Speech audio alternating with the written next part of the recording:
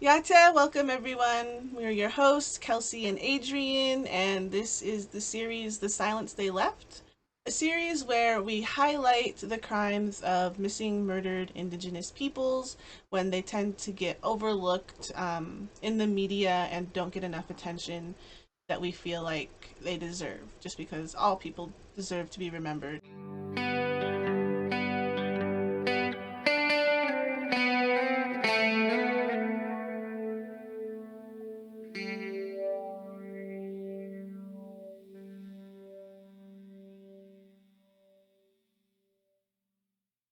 Today's case is Ella Mae Begay. She went missing June 15th, 2021, and I feel like this case received a lot of social media attention. The family really did their best trying to locate and find her. And while going through my research, Ella's niece, Warren, after a year of not being able to find their relative, she decided to do a walk to raise awareness about this issue from Arizona to Washington. Mm-hmm. And doing this research, there was some accusations. I don't know where um, that this accusations against Warren and some other members of her family is at right now. But right now, as far as I was able to obtain, they're just accusations. And it felt like later on in the research, people were paying more attention to Warren and her accusations and not Ella being missing, which is what Warren was trying to do.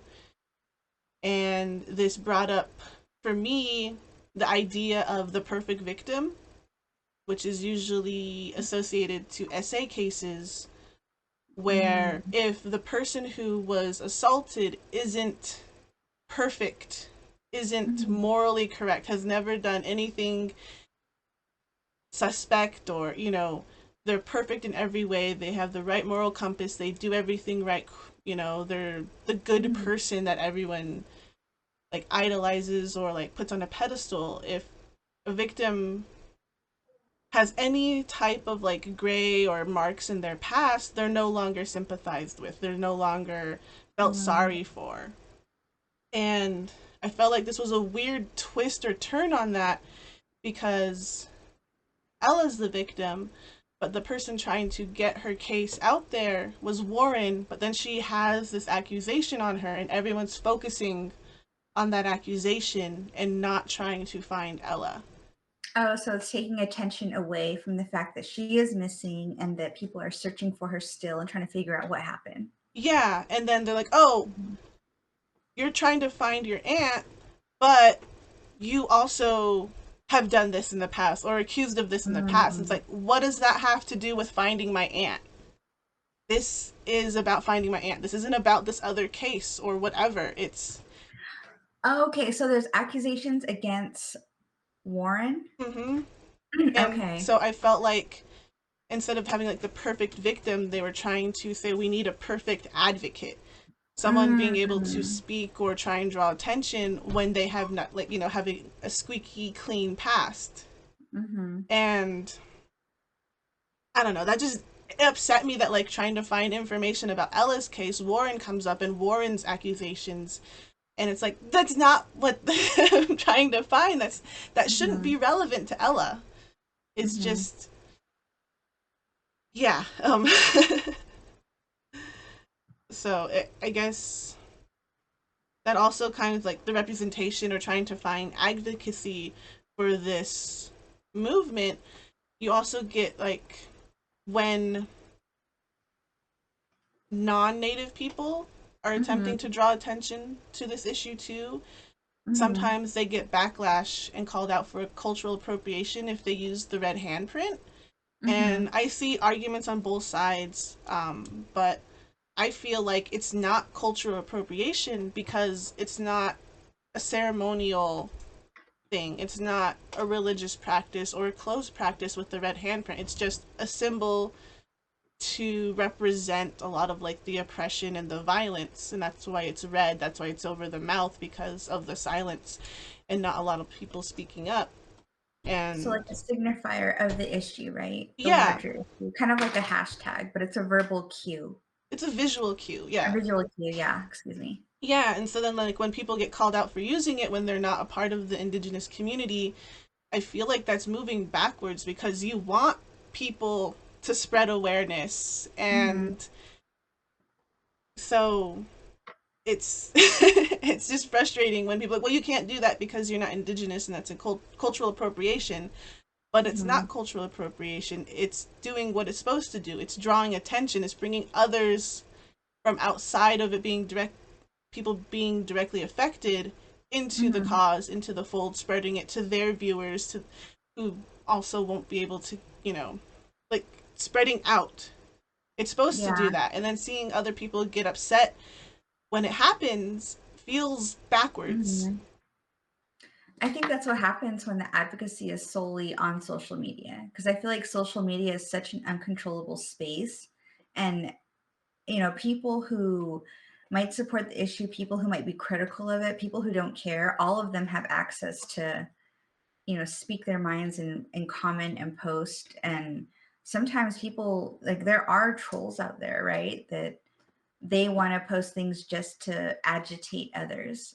So that's kind of like the beast of social media, and that includes YouTube. Yeah, no, I'm just Hmm. saying that, like, I don't feel like it's cultural appropriation, because it's Hmm. doing what it's supposed to do. It's bringing other people into the fold, understanding the topic and learning more about it. But I was referring to like how the accusations against the advocate kind of snowballed. That's what I was referring to. Oh, no, no, those accusations weren't on social media. Those were the news reports. Really? Yeah, like some of the articles Wow. listed below, it's like Hmm. Ella is like a sentence, and the rest is the accusation. Really? Oh my gosh, that's crazy. Okay. It's a pretty intense accusation, but I don't think there's been any movement on that case Hmm. that she's accused of, Warren's accused of. So I don't know where that was going. Ella Mae Begay from Sweetwater chapter, Arizona. She was described as a master rug weaver. Some examples of her work you can find online to see her talent. She was 62 at the time of her disappearance. Hmm. Ella lived in the community of Sweetwater chapter. A chapter is sort of like a county on the Navajo reservation, in that there's a service area that consists of like little towns and little communities in this, like, little pockets of communities in that service area. From looking at the Google Maps, the community is mainly consistent of scattered housing. The closest points are Red Mesa and Rock Point. Like, it sits on either side of the Hmm. community, and the highway goes around it. Like, Hmm. it goes around, and then Sweetwater's in the middle. And so the chapter house even is just dirt road to and from the Hmm. chapter house. I couldn't really measure it in the miles, but it's probably like 40, 50 miles from the nearest highway Hmm. or paved road. So that's kind of the community we're talking about, where it's just scattered housing, dirt road all around. Hmm. Hmm. So being that remote and far off any paved roads, you don't really expect someone to be breaking into your house. Hmm. Early in the morning, Ella's daughter called the police because someone had broken into her house, and they left her house and went in the direction of her mother's house. This was like 2 a.m. in the morning, Hmm. or before 2 a.m. At 2 a.m., it was seen Ella's truck leaving the area. Hmm. And with the social media reports, that's always what it is. It's Ella's face and her silver truck, Hmm. because both of them are Hmm. missing. At 2 a.m., an official police report is filed for missing, for Ella. Hmm. And another fact is that there's, the footprints leading from her daughter's house to her mom's. Hmm. And then social media is flooded with posts asking if anyone has seen Ella or her truck. I remember, Hmm. like, my whole feed just being looking for her. And then a year later, not being any closer to finding Ella, her niece decides to do a walk to raise awareness from Arizona to Washington, D.C. In this case here, this was the case that kind of sparked my desire to start this podcast. Mm-hmm. I was just like doom scrolling, and then a Facebook post came up with just a wall of faces of like still Mm-hmm. missing people. Mm-hmm. And Ella's stuck out to me because I remember seeing it all the time. And that was like back in February. I remember thinking about it, and I asked you cautiously, Adrian, like, should we do this podcast? Just Mm-hmm. because I know it's really heavy topics. They can get really intense and emotional. And being Diné, being Navajo, it feels looked down upon to talk about these bad things sometimes. Yeah, it does. And I think like one thing too I noticed is the research part is really the heaviest part because you're immersing yourself in this information that really is emotionally taxing and it's concerning DEATH. And so that too is really effective, especially like the last case I did. The violence of it all was, man, I was so exhausted because of it. But yeah. Yeah, and then I know there's like sometimes you get like the backlash from like true crime, true crime podcasts, and that saying you're profiting off of people's suffering and Mm-hmm. misery. Mm-hmm. And that's why we keep bringing up why we're doing this podcast. It's not to profit solely off of it, it's to be able to highlight these victims who are very much overlooked in mainstream media. Mm-hmm. Plus, full disclosure, like we're not profiting at all. Not So. yet, but yeah, so continuing on with the case, there was suspicion on Warren, Ella's niece, Mm-hmm. because of the accusation that happened to her, or the accused crime happened a Mm-hmm. couple of months before Ella went missing. Hmm. So people Okay. were trying to think, like, is there a connection?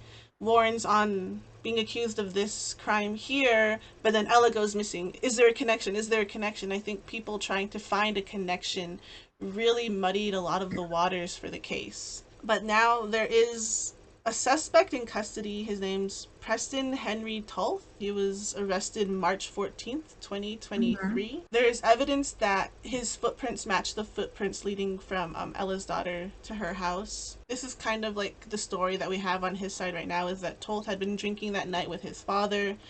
There was an argument, they got into a fight, and he was left on the side of the road closer to their house. They said he was about dropped off about 11 miles from Ella's home. So he made his way to the daughter's house and then to Ella's house. He said he admitted to just needing the truck, taking it and selling it in New Mexico for $2 and drugs. On the BIA missing persons website, the case is listed as closed slash Mm-hmm. administrative, which I'm Hmm. kind of looking into the detail. It says that the case is closed due to non-jurisdiction case or assistance with offered by MMU but denied by jurisdictional law enforcement agencies. I think it's because they have a suspect and they're still in the Mm-hmm. process of a court trial. With this case now, Ella's is still missing. Her body's still missing.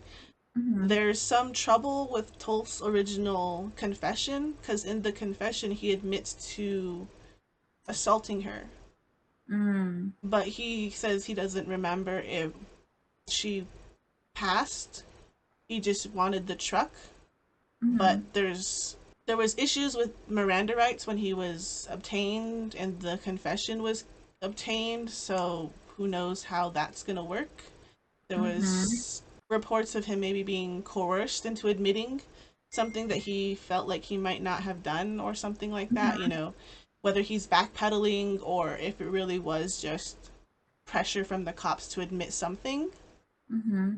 And the latest update that I can find in the newspapers is was April 4th, 2023. So that was 2 years ago, and I don't know how the court proceedings is from there. Something that I'm seeing because I'm curious now about what you're talking about.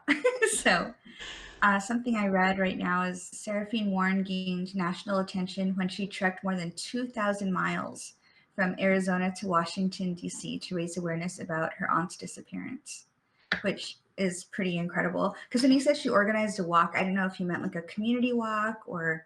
No, you know, but this she is a pretty walked. big deal. And I think To yeah, Washington, she was doing D.C. Wow. interviews along the way with different news reporters. I feel Yeah, like so it she spoke to 12 News specifically multiple times along the way. it kind of reminded me of like that bear guy who did that walk for autism. Oh And yeah, the Navajo Bear Nation Friend. just loved him. I think he was gifted moccasins or something.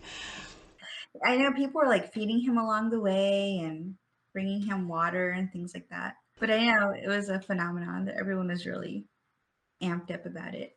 Yeah, so she did something similar, going to Mm-hmm. Washington D.C. to raise awareness of the Mm-hmm. missing and murdered Indigenous peoples. Mm-hmm. Like to learn that such like a talented weaver is gone from this world is really heartbreaking because that skill, Mm-hmm. that talent, that knowledge is slowly fading away. And I Mm-hmm. know there's a lot of programs trying to revitalize weaving, but just Mm-hmm. hearing someone like her without that talent or knowledge anymore is kind of heartbreaking. And it's also really heartbreaking for the family, Mm-hmm. just their reaction when she went missing shows how Mm-hmm. much she was loved and cherished by her family. And Mm-hmm. still not being able to locate her body if she was um, murdered, you know. Mm-hmm. And it just goes back to the other case where there's no body, there's no way to end that grieving process because you're not sure when she's going to be found, if she's going to be found, and not being able Mm-hmm. to lay her to rest properly. Is there any kind of connection between the person that like confessed and the niece? Nothing that they can see. They just Wow. like he was dropped off because him and his dad got in a fight. He was drunk, and the niece, like I said, like that case is seemingly completely irrelevant to Ella missing, but people keep trying Mm-hmm. to connect strings, Mm-hmm. connect the Just because dots. she's so closely related, right? And then Well, what because she's being accused of is also she's speaking what? she's speaking up about it. Yeah. She's drawing Mm-hmm. attention, and then so, oh, who are Mm-hmm. you to draw attention and raise your voice about this concern? And then they find something, I don't know, a black mark in her past, and all of a sudden she's no longer allowed to speak up about this because Mm-hmm. of things she's done in the past. So you kind of feel like they're trying to silence her. I don't know if they're trying to silence her. I just feel like people aren't allowed to have a past if they're going to speak out about something. Mm-hmm. And that seems stupid. People have pasts, people make mistakes, people change, people are people. It's a pretty intense crime that she's accused of. I'm not trying to make Mm-hmm. light of that. I'm just trying to say that what she's being accused of has nothing to do with her aunt being missing. Mm-hmm. And like I would feel like even if my sketchier cousins who've been like arrested into jail, and if I go missing and they start speaking out, I don't want them to be like, well, why do you care that you know, cousin's missing when you've been to jail? It's like that has nothing to do with the other thing. Yeah. I don't like It people can be are two things at once, it can right? be multiple things at once. The links to the accusations are in the description below if people want to read it. Yeah, and it says that like I see a story here too through AZ Family saying that the son of Ella May says that the cousin's charges are not related at all to Ella's case. You know, so the family is obviously talking about this. Yeah, like I said, like the latest report I was able to find on the on news reports was in 2023 Hmm. when they were talking about Tolth's court hearing Hmm. and the likely possibility of them throwing out the confession because of the Miranda right issue. Hmm. Oh wow, super sad, man. That like they haven't found her. There's no. It looks like no real justice has been served. Nothing yet, no. Considering. Yeah, because there's like they haven't been able to find her or her body or anything else. Hmm. I think the truck was found, but that was like sold in New Mexico, and that was linked to Tulsa. For me, this case, I remembered her face, like I saw her face in just that wall Hmm. of faces of Hmm. people still missing, and that's why we're doing this, to try and highlight as many people as we can. So is that award still being offered? I see that the FBI offered a $5,000 reward for information leading to identification, arrest, and conviction of a person or persons responsible for the disappearance. I think right now everything, like, because her case, like, on the BIA website is closed, everything's just kind of Mm-hmm. like on a halt until after Tolth's case. Mm, I see. This is what I found. So, New Mexico court records show that Toth has a criminal history that includes charges of aggravated battery, resisting arrest, residential burglary, and drug possession that date back to 2019. He already was in custody pending the outcome of a 2022 case in which he was accused of stealing a man's wallet while armed with some sort of sharp weapon. So beyond him, being out with his dad and drinking and getting abandoned by the road, he does have a history of these kinds of activities. Another thing I think we could point out is it says Begay's family members met with U.S. Interior or former U.S. Interior Secretary Deb Haaland, who had been a part of the Justice Department at the time and really had done a lot to push forward the Not Invisible Act Commission in Washington, which is another big move to bring attention to a lot of these cases because there are roughly about, at the time of this reporting, 1,500 American Indian and Alaska Native missing persons included in the National Crime Information Center database, according to the Department of the Interior. And that's another thing that I think that